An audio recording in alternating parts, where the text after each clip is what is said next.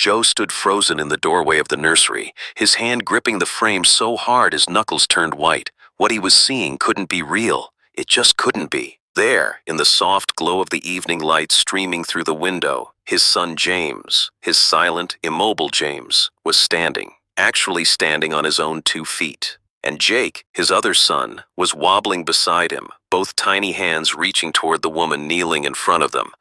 But it wasn't the standing that made Joe's breath catch in his throat. It was the word. "Mama," James said, clear as day. His first word ever. At 22 months old, his very first word. And he was saying it to Lovely, their nanny. The woman Joe had hired just 3 months ago. The woman he'd barely spoken to beyond giving instructions. The woman he'd walked past in hallways like she was invisible. Joe's vision blurred. His chest felt like someone had reached inside and squeezed his heart. Because in that moment, watching his sons take their first steps toward a woman who wasn't their mother, a woman he hardly knew, he realized something that made him feel sick. He'd missed it. He'd missed everything. But to understand how we got here, we need to go back to where it all began. 6 months earlier, the mansion was too quiet. That's what everyone said when they visited, though fewer and fewer people came by anymore. They said it with sad eyes and soft voices, like they were afraid speaking too loud might shatter something. "It's so quiet here, Joe," his sister Claire had whispered last week. "It's not natural for a house with 2 babies." Joe had wanted to tell her that nothing about his life was natural anymore. Nothing had been natural since Sarah died. The twins had been born on March 15th, 2023, at 6:47 in the morning. Joe remembered every detail, the way Sarah had gripped his hand so hard he thought she'd break his fingers. The first cry, loud and strong. The second cry, 30 seconds later, just as fierce. 2 perfect boys, James and Jake. Sarah had held them both, one in each arm, tears streaming down her face. "Our boys," she'd whispered. "Our beautiful boys." She never made it to their first-month birthday. The infection came fast, too fast. Postpartum complications, the doctors said. Sepsis. Joe had sat in the hospital waiting room staring at the white walls, unable to process the words the doctor was saying. Sarah was young, she was healthy, she was the strongest person he knew. But by the time they caught it, it was too late. Joe had gone home to his mansion, all 12,000 square feet of it, with 2 newborn sons and no idea how to be a father without Sarah. Can you imagine how terrifying that must have been? Now at 16 months old, James and Jake still hadn't walked. They hadn't spoken. They sat where you put them. They ate when you fed them. They stared at the world with Sarah's brown eyes but showed no interest in being part of it. The pediatrician said it was developmental delay. Not uncommon in twins, Dr. Martinez had explained during their last visit. Especially given the trauma of losing their mother so early. Children absorb more than we think. Joe had nodded, written a check for another specialist, and gone back to work. Work was better than thinking. The nannies came and went like seasons. The first one, Mrs. Patterson, lasted 6 weeks. She was a stern British woman with 40 years of experience and letters of recommendation from 3 royal families. She quit on a Tuesday morning, her bags already packed. "Mr. Whitmore," she'd said, standing in his office doorway in her crisp uniform, "I cannot help children who won't be helped. Those boys need more than I can give them. They need a mother." Joe had stared at his computer screen. They had a mother.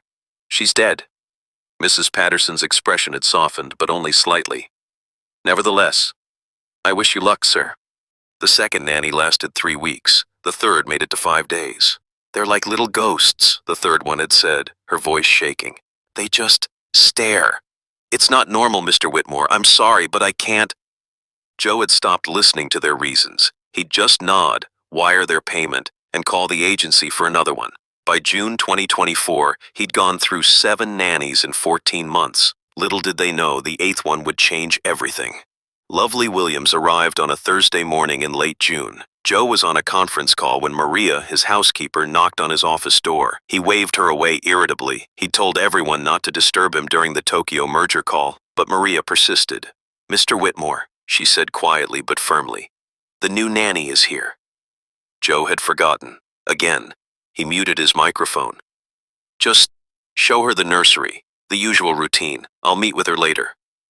"Sir, the agency said you need to do the initial meeting. It's in the contract." Joe wanted to argue, but the lawyers on the call were already talking about pushing the meeting to next week anyway. He ended the call and followed Maria downstairs. The woman standing in his foyer was not what he expected. Most of the nannies had been older women, the Mrs. Patterson types with gray hair and sensible shoes. This woman looked young, maybe late 20s, early 30s. She wore jeans and a simple blue sweater. Her hair was pulled back in a thick braid, and she carried a worn backpack instead of the professional briefcase or designer luggage the others had brought. She was also the first black nanny the agency had sent. Joe felt immediately uncomfortable, though he couldn't quite say why. He stuck out his hand. Joe Whitmore. Lovely Williams. Her handshake was firm, her eyes direct. She had a slight accent he couldn't place, maybe Southern, maybe something else. Thank you for having me. The agency sent your file, Joe said, though he hadn't actually read it. You have experience with difficult cases? Something flickered in Lovely's expression. I have experience with children who need patience and love, Mr. Whitmore, if that's what you mean by difficult. Joe bristled. He didn't like her tone, but he was tired, and he had another call in 20 minutes, and he didn't have time to interview more candidates. The boys are upstairs, he said. They're 16 months old. They don't walk or talk yet. The pediatrician says it's developmental delay. Just keep them fed and safe. That's all I need. That's all. Lovely's eyebrows rose slightly. That's all. Joe turned toward his office. Maria will show you everything. I'll be in meetings most of today. He was halfway down the hall when Lovely's voice stopped him. Mr. Whitmore, when was the last time you held your sons? Joe's whole body went rigid. He turned slowly. Excuse me? Your sons. When did you last hold them? The question hung in the air like smoke. Joe felt his face getting hot. Who did this woman think she was? He paid her salary. His personal life was none of her business, but he couldn't actually remember the answer to her question. I don't see how that's relevant, he said coldly. You're here to do a job. Please do it. He walked away before she could respond.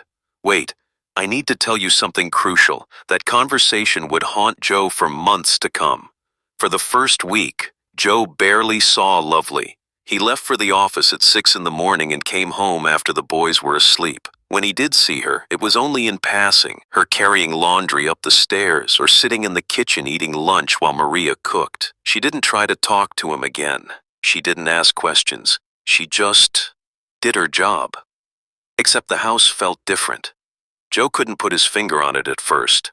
The silence was still there. The boys still didn't cry or laugh or make the normal baby noises he vaguely remembered from his friends' children. But there was something else, something almost like warmth. On the 8th day, Joe came home early. He'd canceled his afternoon meetings because he had a headache that wouldn't quit, probably from drinking too much at the investor dinner the night before. He parked in the garage and entered through the kitchen, expecting to find Maria preparing dinner. Instead, he heard humming. It was coming from upstairs, a low melodic sound, a woman's voice singing something soft and unfamiliar. Joe climbed the stairs quietly. He didn't know why he was being stealthy in his own house, but something made him want to see without being seen. The nursery door was half open. Joe peered inside and stopped breathing. Lovely was sitting on the floor, not on the expensive rocking chair he'd bought, not at the designer changing table, but right there on the carpet. She'd taken off her shoes. Her legs were crossed and James was in her lap. But James wasn't just sitting there like usual. He was moving. His little hands were reaching for something Lovely was holding. A red ball, not reaching aimlessly like before, but deliberately, with purpose. And when his fingers touched the ball, his face did something Joe hadn't seen in months. He smiled. It was small. It was brief, but it was real. That's right, baby, Lovely said softly, rolling the ball to Jake, who was sitting a few feet away. You see it? You want it? You gotta come get it, honey. Come on now. Show me what you can do. Jake stared at the ball. For a long moment, nothing happened. Then, so slowly Joe almost missed it, Jake leaned forward. He put one hand out, then another. He was trying to crawl. Actually trying. That's it! Lovely's voice was warm with genuine delight. Look at you. You're so strong, Jake. So strong. Jake made it about 6 inches before he stopped, panting with effort.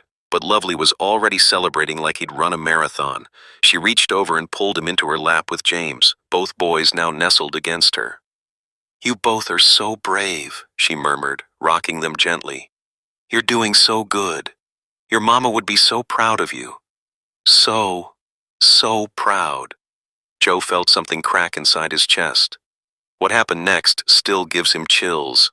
He must have made a noise, a gasp or a sob, he wasn't sure which, because Lovely's head snapped up.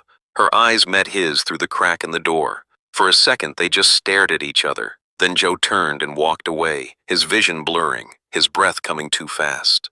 He locked himself in his office and didn't come out for the rest of the night. Joe started watching. He told himself it was just responsible oversight. He was the father. He had a right to know what was happening with his children. It wasn't spying if it was his own house, but really, he was trying to understand something he couldn't quite name. How was she doing it? The boys who had been blank and empty for 16 months were suddenly different, not fixed. Joe had talked to enough doctors to know there was no quick fix, but different.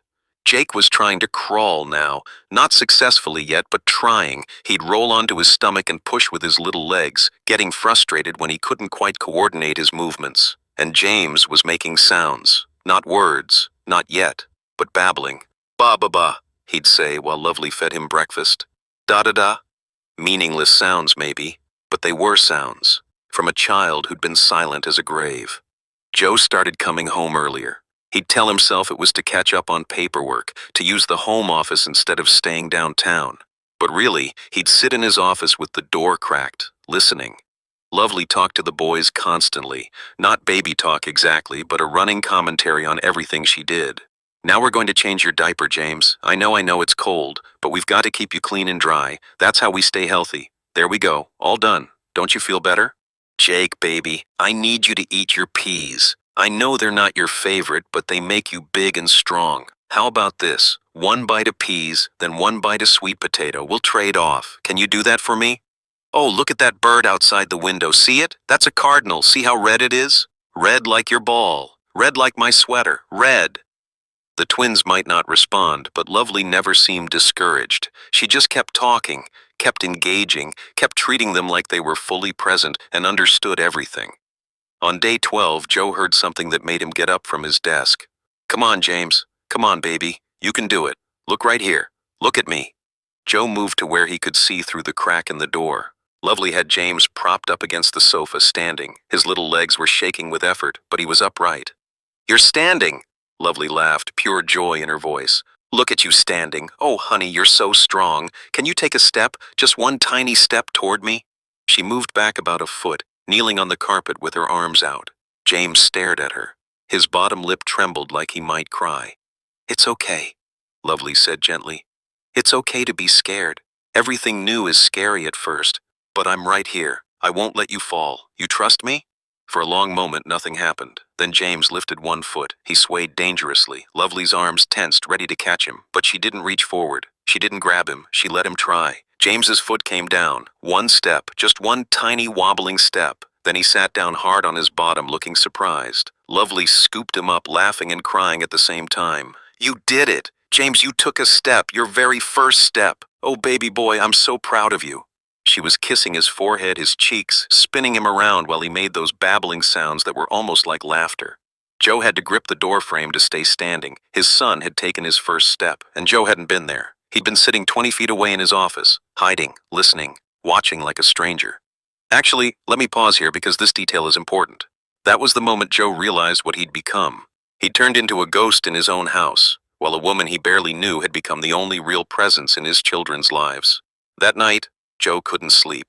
He lay in bed, the same bed he'd shared with Sarah, though he only used his side now, leaving hers untouched, and stared at the ceiling.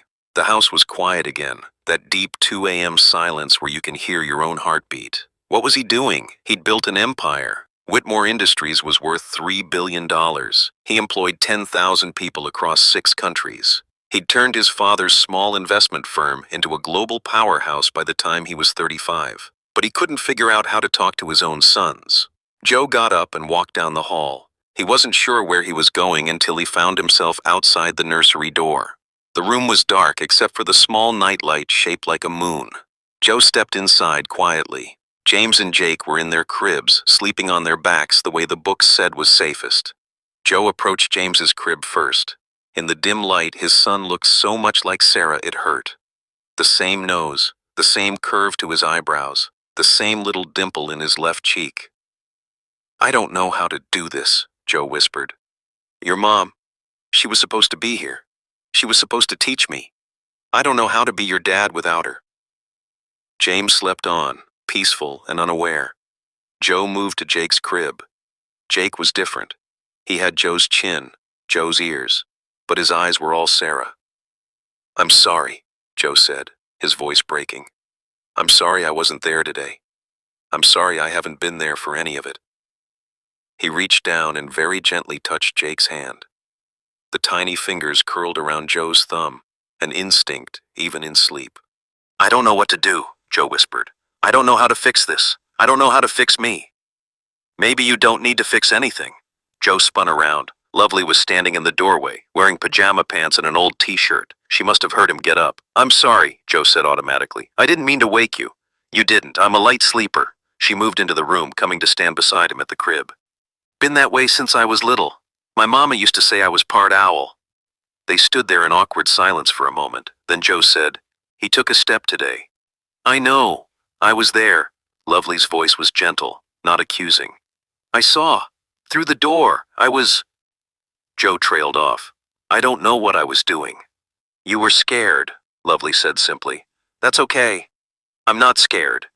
"Yes, you are. You're terrified."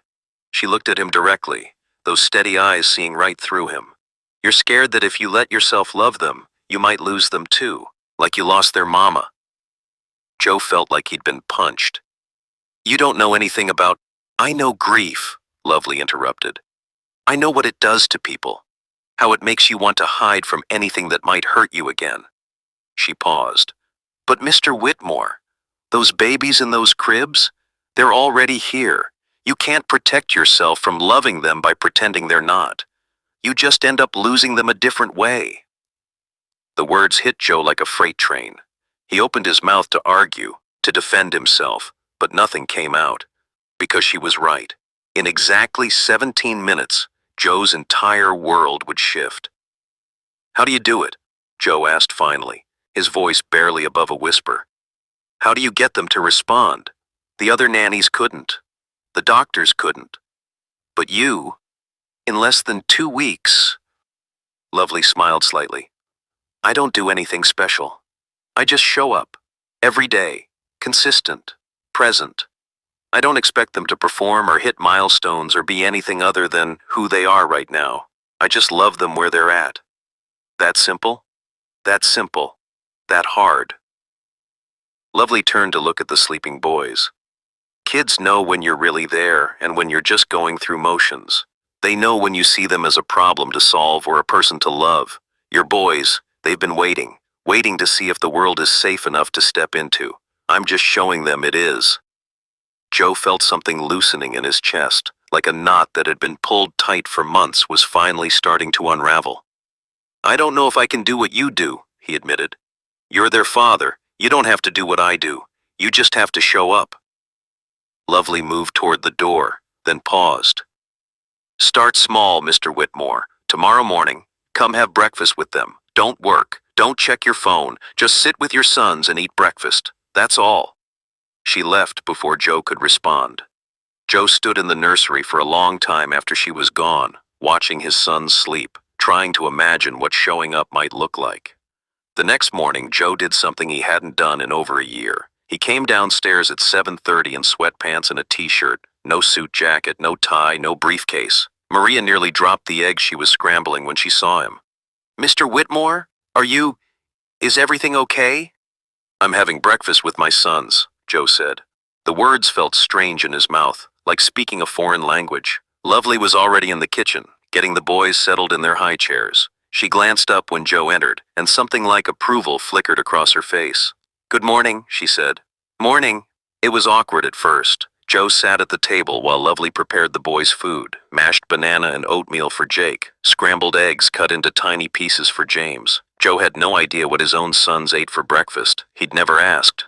"You want to feed James?" Lovely asked, holding out a small spoon. Joe's hands felt clumsy taking it. When was the last time he'd fed one of his children? Had he ever? Maria and the nannies had always handled it. Just take it slow, Lovely coached. Let him see the spoon coming. Give him time to open his mouth. If he turns away, don't force it. Just try again in a minute. Joe lifted the spoon toward James's mouth. His son stared at him with Sarah's eyes, uncertain. Hey, buddy, Joe said softly. It's me. It's Dad. The word felt huge. Dad. He was their father, but he hadn't felt like a dad. Dads showed up. Dads knew their kids. Dads were present. James kept staring. Then, slowly, his little mouth opened. Joe got the spoon in. James chewed, swallowed, then opened his mouth again. Something warm spread through Joe's chest. It was such a small thing, feeding his son breakfast, but it felt monumental. They ate together in relative silence. Jake made his babbling sounds. James kicked his feet against the high chair. Maria hummed while she cooked. Lovely watched with a small smile, eating her own breakfast. This is nice, Joe said eventually. This is really nice. It can be like this every day, Lovely said. If you want it to be. Joe looked at his sons, really looked at them, maybe for the first time in months. James had egg on his chin. Jake had banana in his hair. They were messy and small and perfect. I want it to be, Joe said. What happened next would test that promise in ways Joe never expected. Over the next 2 weeks, Joe tried. He came home for lunch twice. He did 3 dinners. He sat on the floor of the nursery one Saturday afternoon while Lovely showed him how she played with the boys. Rolling balls, stacking blocks, singing simple songs. It was harder than he'd expected. Every time James babbled, "Ma, ma, ma," Joe's chest would tighten. Every time Jake reached for Lovely instead of him, it stung. But Lovely was patient, with the boys and with Joe. They don't know you yet, she said one evening after Jake had cried when Joe tried to pick him up. You're a stranger to them. That's not your fault. That's not their fault. It just is. But you can change it, one day at a time. Joe's sister Claire visited on a Tuesday. She walked into the living room and stopped dead when she saw Joe on the floor, building a tower of blocks with James while Jake watched. Who are you and what did you do with my brother? She asked, only half joking. Very funny, Joe muttered, but he smiled. Claire sat on the couch, watching. After a few minutes, she said, They're different, the boys. They're more alive. Yeah, Joe glanced toward the kitchen where Lovely was preparing snacks. The new nanny. She's good with them. Must be really good, Claire said thoughtfully. You're different too. Was he? Joe wasn't sure. He still worked too much. He still woke up some mornings and forgot Sarah wasn't in the bed beside him. He still had moments where the grief hit him so hard he had to lock himself in the bathroom until he could breathe again. But maybe Claire was right. Maybe he was starting to change. That night, after the boys were asleep, Joe found Lovely in the kitchen making tea. Can I ask you something? He said. Of course. Why did you take this job? The agency must have told you about the other nannies. How many quit? The boys' issues. Why come here? Lovely was quiet for a moment, dunking her tea bag in the hot water. When she spoke, her voice was soft. I had a daughter, she said. Her name was Grace. She died when she was 3, leukemia. Joe felt his stomach drop. Lovely, It was 6 years ago, she continued. For a long time after, I couldn't be around kids. It hurt too much. But then I realized something. Grace would have hated me wasting my life being sad. She was so full of joy even when she was sick. She'd want me to share that with other children. She looked up at Joe and he saw tears in her eyes. So I became a nanny. I specialize in hard cases. Kids who need extra patience, extra love. Kids other people have given up on. She smiled sadly. When the agency told me about James and Jake, I heard won't walk, won't talk, and I heard won't be loved, and I thought I can change that second part, even if I can't fix the first. Joe didn't know what to say. He felt small and humbled and grateful all at once. Thank you, he managed finally, for being here, for showing me how to be here too. You're welcome, Lovely said. But Mr. Whitmore, you've got to stop calling it being here. You've got to start calling it what it is. What's that? Being their father. On day 32 of Lovely's employment, 3 months after she'd first walked through Joe's door, everything changed. Joe had been working late in his office, finally finishing a merger proposal that had taken weeks. It was past 8 o'clock. The house was quiet. Then he heard it. Crying. Not the fake, attention-seeking crying of a toddler who wanted something. Real crying. Distressed crying. Joe jumped up and ran toward the sound. It was coming from the nursery. Lovely was there, pacing with James in her arms. His face was red, his body hot to the touch even from across the room. "What's wrong?" Joe demanded. "Fever," Lovely said calmly, but Joe could hear the worry underneath. "It came on fast. He was fine at dinner, but when I checked on him 20 minutes ago, he was burning up." Joe's mind went blank with panic. Sarah had died from an infection that started with a fever. "Hospital," he said. "We need to take him to the hospital right now. Mr. Whitmore, now!" His voice came out sharper than he intended. "We're going now." Lovely looked at him steadily. "Sir, I need you to breathe. Can you do that for me? My son is sick." "I know, and we will take care of him, but panicking won't help." She moved closer, still holding James. "I've already taken his temperature. It's 101.3. That's high, but not emergency room high. Not yet. I've given him infant Tylenol. I've checked for other symptoms. No rash, no vomiting. Alert and responsive, just uncomfortable." Joe's hands were shaking. "But what if is not what is," Lovely said gently. "Right now, what is a fever. Probably a virus. Probably something that will pass in a day or two. But I understand you're scared, so here's what we're going to do. We're going to call his pediatrician. We're going to monitor him through the night. If his fever goes higher, or if he shows other symptoms, then we go to the hospital. Okay?" Joe wanted to argue. He wanted to grab his son and run. But something in Lovely's calm certainty reached through his panic. "Okay," he whispered. They called Dr. Martinez, who agreed with Lovely's assessment. Virus, probably. Monitor through the night. Call if symptoms change. Joe couldn't sleep. He sat in the nursery, watching James breathe, checking his temperature every hour. Lovely stayed with him, the two of them taking shifts so the other could rest. Around 3 in the morning, with James finally sleeping more peacefully, Lovely made them both tea. "You thought it was like Sarah," she said quietly. "When you saw he was sick?" Joe nodded, not trusting his voice. "Trauma does that. Makes you see the worst-case scenario in every situation." Lovely sipped her tea. "But Mr. Whitmore, James is not Sarah. This fever is not that infection. You can't protect them from ever being sick. You can only be there when they are." "I wasn't there when Sarah was sick," Joe said, the words tumbling out before he could stop them. "I was on a business trip, in London. She started feeling bad, but she said it was just being tired from the twins.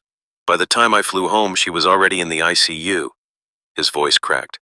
"I wasn't there." Lovely reached over and took his hand. "You're here now." They sat together in the quiet nursery, two people bound by grief and love for these small, fragile lives, and Joe felt something shift inside him. Little did Joe know, the real miracle was still to come. James's fever broke by morning. By afternoon, he was back to his normal self, babbling, trying to stand, reaching for his toys. But something had changed in Joe. Sitting up all night, terrified of losing his son, had cracked open something he'd been keeping locked away. He started keeping a notebook, not a work notebook, but a personal one. He wrote down things he noticed about the boys. James likes red things best. His ball, Lovely's sweater, the cardinal outside the window. Jake doesn't like peas, but will eat them if you mix them with sweet potato. They both get quiet when it rains. They like to watch the water on the window. Small things, tiny details, but they felt important. He also started asking Lovely questions, real questions. How do you know when they're tired versus when they're bored? What does it mean when Jake makes that humming sound? Is James's balance improving? He seems steadier today. Lovely would answer patiently, never making Joe feel stupid for not knowing. She'd show him things, how to support James while he practiced standing, how to encourage Jake's crawling, how to read their moods and needs.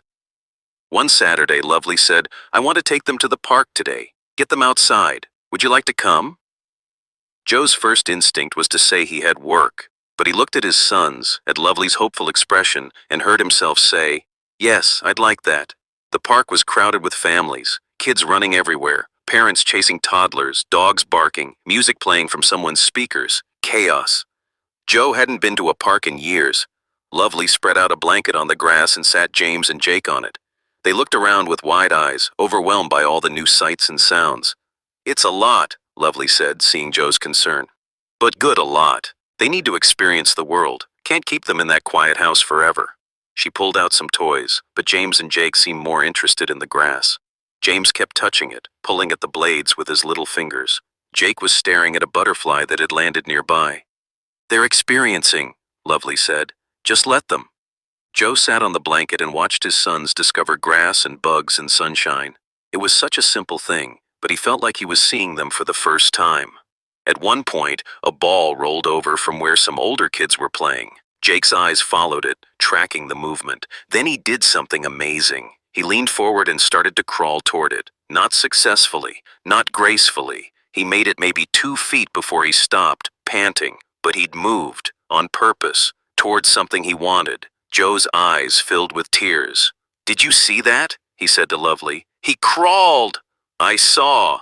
Lovely was grinning. Jake, you did it. You moved.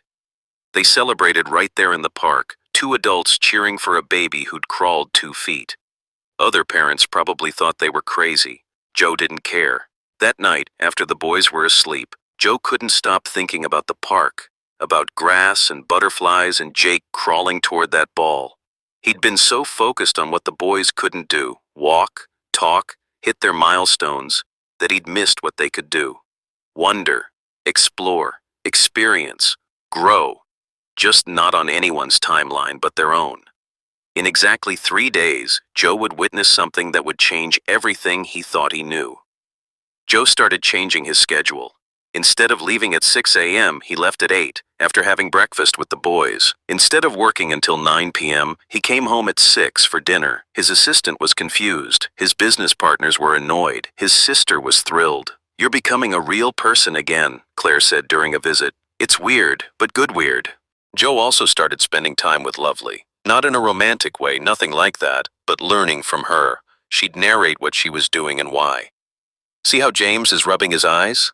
That means he's getting tired. If we put him down now, he'll go right to sleep. If we wait another 20 minutes, he'll get overtired and fight it. Notice how Jake turns his head away when he's done eating? That's his cue. Don't push more food after that or we'll make meals a battle. When they get frustrated, they need you to stay calm. Your energy affects their energy classes on Thursday evenings. She had a life that was separate from the boys, which made her time with them even more meaningful. She and Joe had developed an easy partnership, finishing each other's sentences about the boys' routines, coordinating schedules without conflict, making decisions together about discipline and education and everything in between.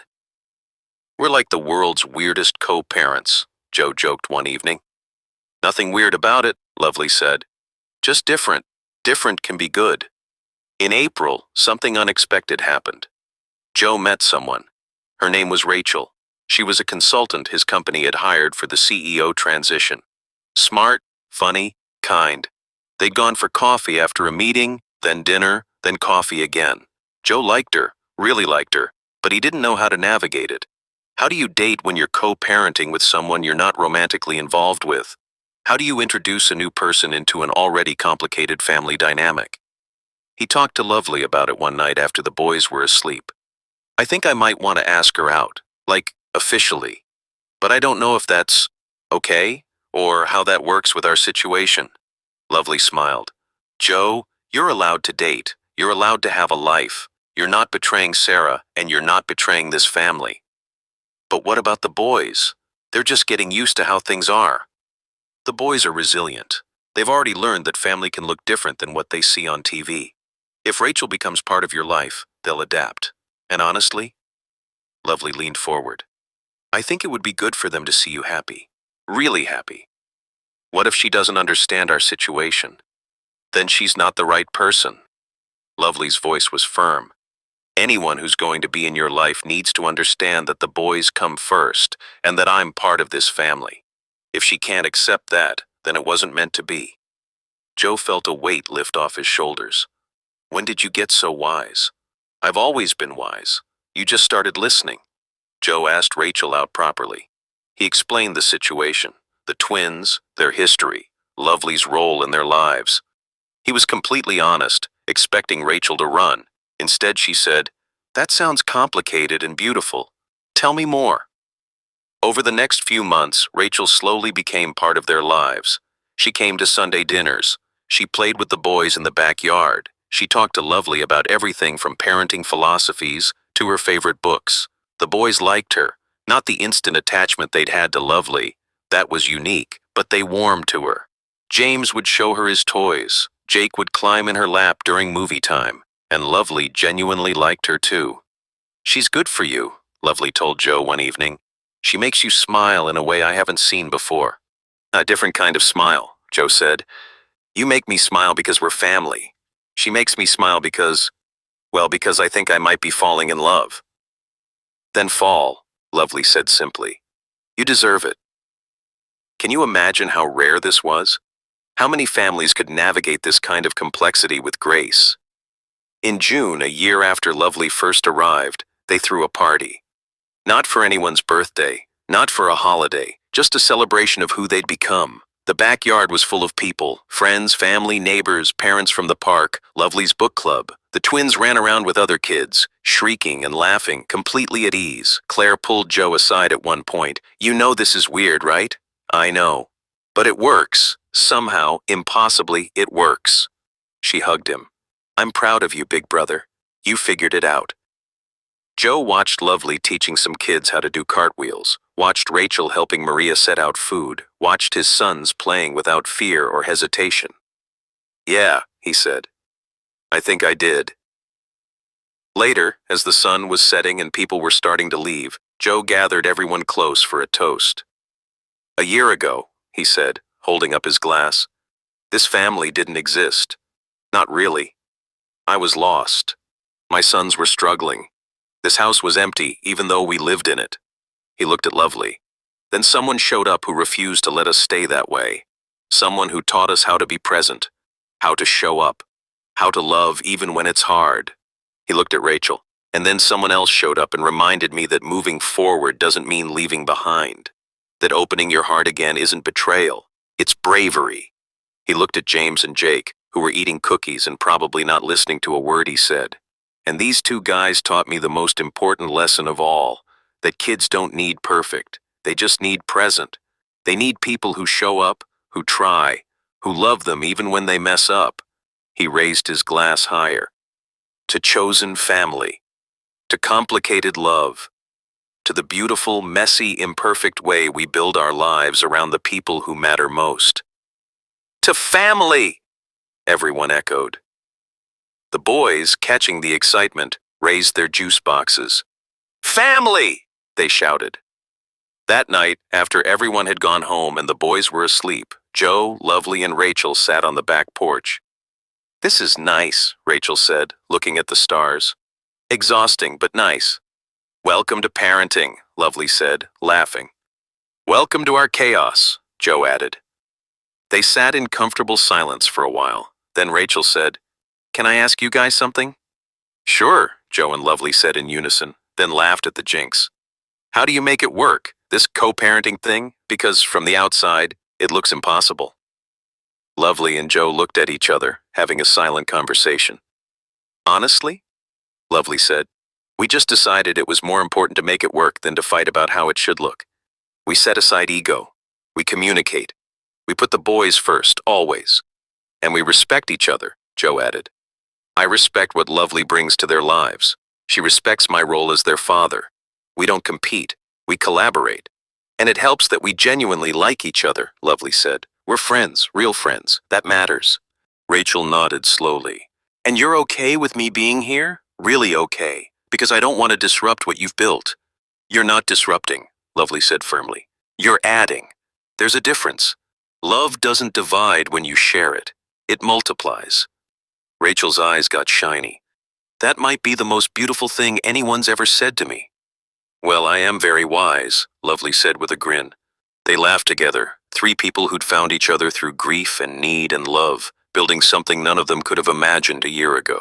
The months passed. Summer turned to fall, fall to winter. The twins grew and changed every day. They started preschool 3 mornings a week, their first time away from home, from Joe and Lovely. It was hard for everyone. James cried the first day. "No go! Stay Dada, stay Lovely!" "We'll be right here when you come back," Joe promised, his own throat tight. 3 hours. Then we'll pick you up and hear all about your day." they made it through. The boys loved school, the other kids, the art projects, the playground. They came home tired and happy, full of stories about their new friends. Jake had a best friend now, a little girl named Emma, who was fearless like him. James preferred playing alone or with one quiet friend, building elaborate block towers. They were becoming people, real individual people with preferences and personalities and opinions about everything. I want the blue cup.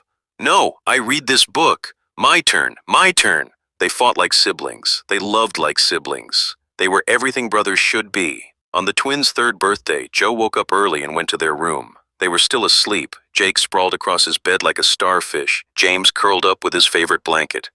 3 years old. How had 3 years passed?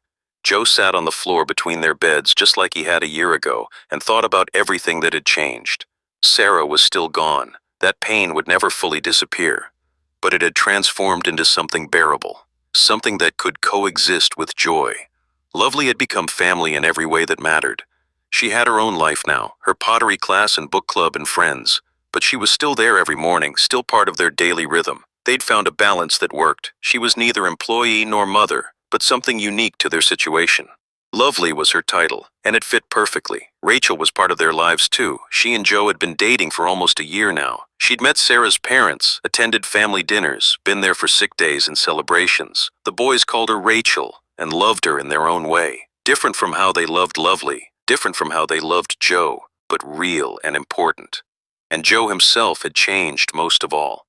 He'd gone from a broken man hiding from his children to a father who knew every detail of their lives. Who could tell when they were getting sick before they showed symptoms? Who knew that James needed extra time to warm up to new situations, and Jake would jump in without thinking? Who understood that parenting wasn't about being perfect, it was about showing up, day after day, and trying your best? James stirred, blinking awake. When he saw Joe, he smiled sleepily. Hi, Dada. Hi, buddy. Happy birthday. I 3 now. You are. You're so big. Jake woke up too, immediately bouncing. Birthday, birthday cake! After dinner, Joe laughed. First we have to do breakfast and lunch and... Presents? Jake asked hopefully. Yes, presents. Later. Joe gathered them both close, these 2 miracle boys who'd saved his life as much as he'd saved theirs. I love you guys, he said. More than anything in the whole world. Love you, Dada, James said. Love you too. Where Lovely? Jake asked. Probably in the kitchen making your special birthday pancakes.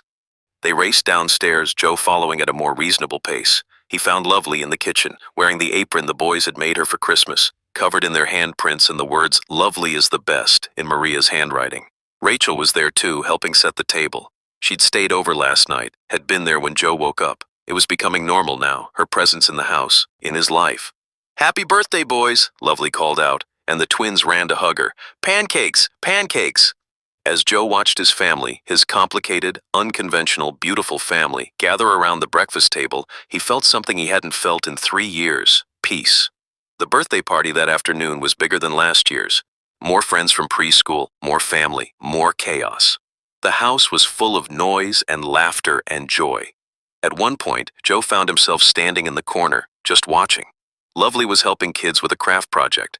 Rachel was chatting with Claire. Maria was managing the chaos in the kitchen with her usual efficiency. And James and Jake were in the center of it all, opening presents and eating cake and being celebrated. Sarah's parents were there too. Joe had reconnected with them over the past year, slowly rebuilding the relationship that had fractured after Sarah's death. They were sitting with the boys now, Sarah's mother crying happy tears as Jake showed her his new fire truck. Look at that, a voice said beside him. Joe turned to find his father, who'd driven up from Florida for the party. Look at what? Your life, your family. His father gestured at the scene. I wasn't sure you'd make it, son. After Sarah died, I thought we might lose you too. But look at you now. I had help, Joe said, nodding toward Lovely. You had love, his father corrected, and you were brave enough to accept it in whatever form it came. That's not easy. Joe thought about that. About the day Lovely had arrived when he'd been so broken he couldn't even look at his own children. About the slow, painful process of learning to be present. About accepting help, accepting love, accepting that family could be chosen as much as born. No, he agreed. It wasn't easy. but it was worth it. As the party wound down and guests started leaving, James came up to Joe with something in his hand. "Dada, look, found this." It was a photo. Sarah, very pregnant, laughing at the camera. Joe recognized it. It had been in the living room on the mantel, but must have fallen behind the furniture. "That's your mama, Sarah," Joe said, kneeling down to James's level. "See, you and Jake were in her belly." "She in heaven?" James asked. He'd learned about heaven at preschool, and they'd talked about how that's where Sarah was. "Yes, she's in heaven." "She see my birthday?" Joe's throat tightened. "I think so, buddy. I think she can see you, and she's so proud of you." Jake came over, looking at the photo too. "Mama Sarah in heaven. Lovely here. Rachel here. Dada here." "That's right," Joe said. "We have lots of love," James said matter-of-factly, the way only a 3-year-old could state complex truths simply. "We do," Joe agreed, his vision blurring. "We have so much love." The boys ran off to play with their new toys, already forgetting the photo. But Joe held on to it, looking at Sarah's face. "We did it," he whispered. "We're okay. I wish you were here, but we're okay." That evening, after the boys were finally asleep, exhausted from their big day, Joe, Lovely, and Rachel sat in the living room. "Successful party?" Rachel asked. "Very," Lovely said, "though I'm finding glitter in places glitter should never be." They laughed, comfortable with each other in a way that had taken time to develop but now felt natural. "I've been thinking about something," Joe said, "and I want to run it by both of you." "Okay," they said. "I want to buy a bigger house." Lovely and Rachel looked at each other, surprised. "This house is great," Joe continued, "but it's the house where Sarah died. It's got a lot of memories, some good, some hard, and I think it might be time for a fresh start. Somewhere that's ours, not ours and the ghost of the past." "Where are you thinking?" Lovely asked. "I don't know yet, but somewhere with a big backyard for the boys, space for everyone, maybe even close to good schools." He looked at them both. "But I wanted to make sure you're both okay with it, because this is your home too, both of you." Lovely's eyes got shiny. "You really mean that?" "Of course I do. Lovely, your family. Any home we have includes you. That's not negotiable." Joe turned to Rachel. "And you? I know we haven't talked about this officially, but I'm hoping you'll be around for the long haul, that eventually you might want to—" He trailed off, suddenly nervous. Rachel smiled. "Are you trying to ask me something?" "Maybe, I don't know. Is it too soon?" "For moving in together? Maybe. For acknowledging that this is heading somewhere serious? No." Rachel reached for his hand. "Joe, I love you. I love your boys. I love your completely insane family situation. I'm not going anywhere." "Even though it's complicated?" "Especially because it's complicated. Easy is boring." She squeezed his hand. "So yes, let's look for a house. Together." Lovely wiped her eyes. "This is really happening. We're really doing this." "We are," Joe said. "All of us. Together." What happened over the next year would prove that love, in all its forms, really could conquer everything. They found the house in August, a beautiful old Victorian with 5 bedrooms, a huge backyard, and a porch that wrapped around the entire first floor. It needed work, but it had good bones and space for everyone. Joe bought it, and they spent the fall renovating. The boys got their own rooms, their first time not sharing, which was a huge adjustment. Lovely had a suite on the 2nd floor with her own bathroom and sitting area. Rachel gradually moved in, her presence becoming permanent rather than occasional. They moved in just before Thanksgiving. The twins were 3.5 now, old enough to be excited about the new house, but young enough to adapt quickly. Within days, they knew every corner, every hiding spot, every stair that creaked. "This is good," Jake declared on their 3rd day there. "I like this house." "Me too," James agreed. Thanksgiving dinner was in the new house, their first major holiday there. The dining room table seated 12, and they filled every chair. Sarah's parents came, Claire and her family, Joe's father, Rachel's sister, Maria, of course, and Lovely's mother, visiting from Georgia. "I'm thankful for my family," James said when it was his turn to share at the table. "All of them." "Me too," Jake echoed. "And for trucks, and cake." Everyone laughed. But Joe looked around the table at the faces gathered there. Blood family and chosen family, People connected by love rather than obligation, and felt his heart expand. This was what Sarah would have wanted. Not for him to stay frozen in grief, but to build a life, a real, messy, beautiful life. Winter came. The boys' fourth Christmas, though the first one where they'd really understand what was happening. They'd been counting down for weeks, could barely contain their excitement. On Christmas Eve, after the boys were finally asleep, Joe found himself alone in the living room, looking at the decorations. Their stockings hung on the mantel. 5 of them now. James, Jake, Joe, Lovely, and Rachel. Rachel came downstairs, finding him there. "You okay?" "Yeah. Just thinking." "About?" "About how life doesn't turn out the way you expect. How 4 years ago I thought my life was over.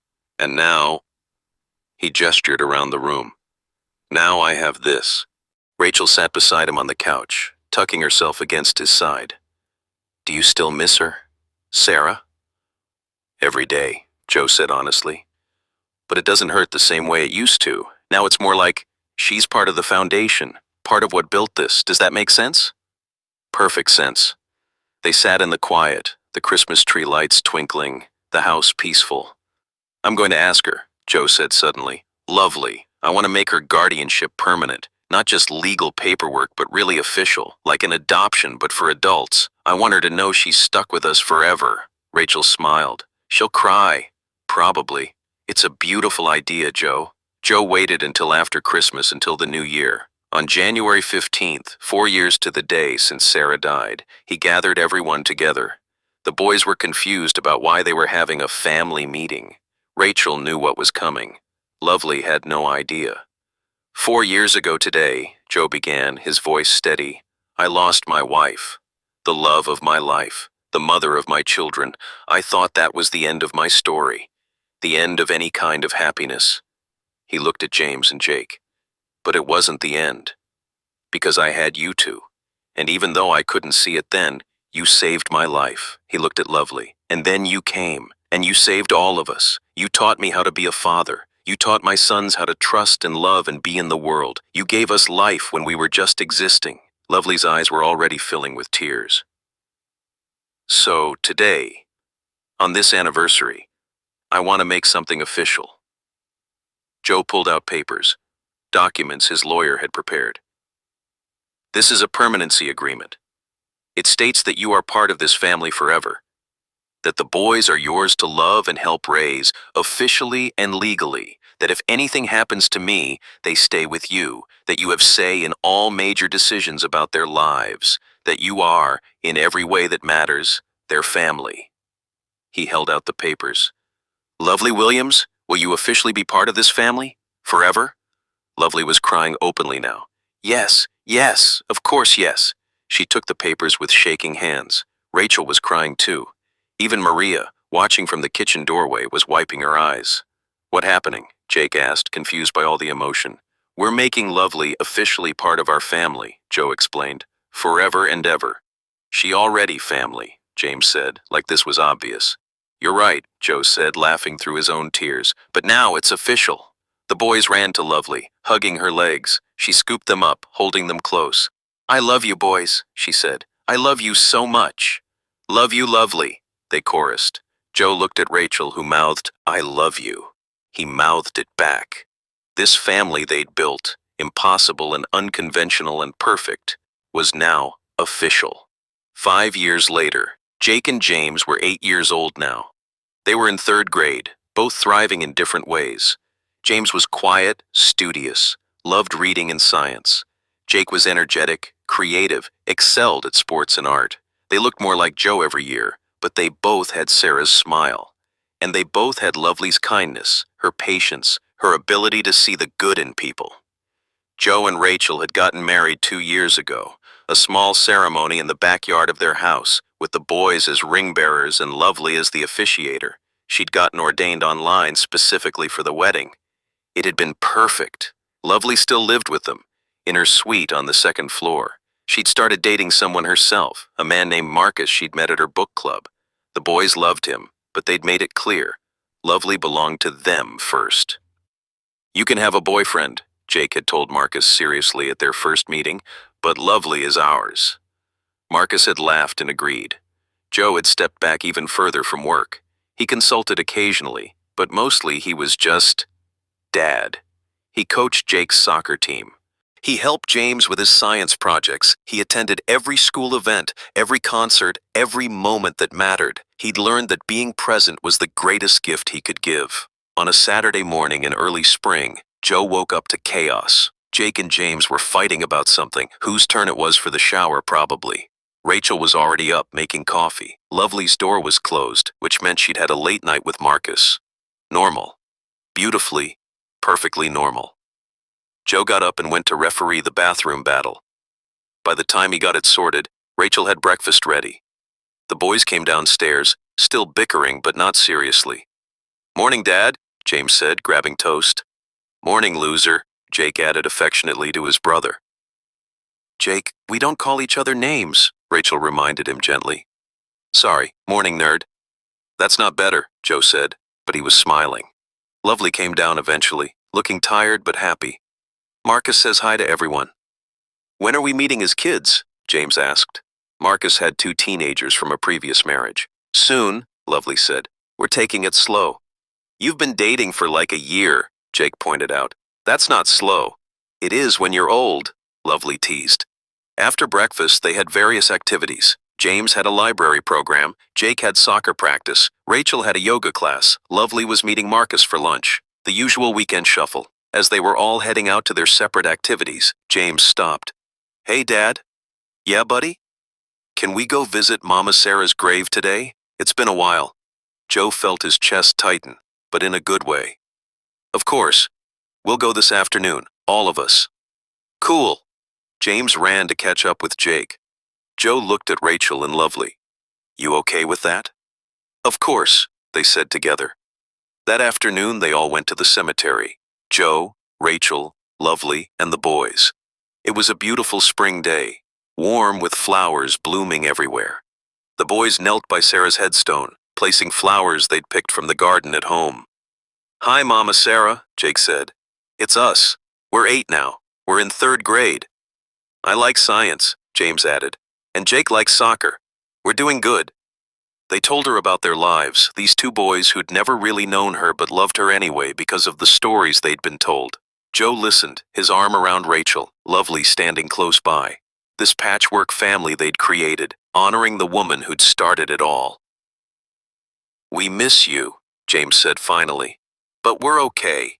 We have lots of people who love us.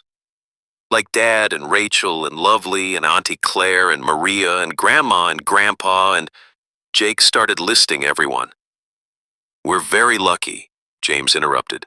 "That's what I'm saying." Joe smiled through his tears. "Thank you, Sarah," he whispered, "for giving them to me, for starting all of this."